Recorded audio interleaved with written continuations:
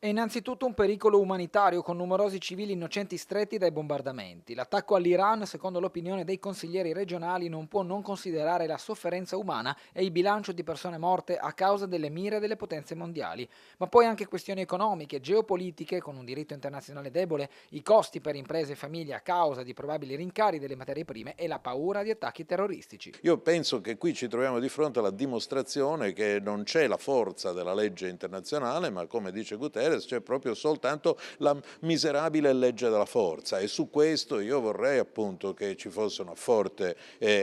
opposizione, perché stanno morendo soprattutto civili, come sempre, no? Cioè, uno può dire ma questo era appunto un feroce dittatore, un feroce assassino, ma poi alla fine il prezzo, il numero di morti che ci sono adesso in Iran, i morti che ci sono in Israele, la distruzione, non può appunto che colpire persone innocenti. Gli assetti geopolitici chiaramente sono in mutazione, quindi il segreto, tra virgolette, segreto di chi governa e chi amministra è quello di essere pronto ai cambiamenti geopolitici del nostro pianeta. Una mattina il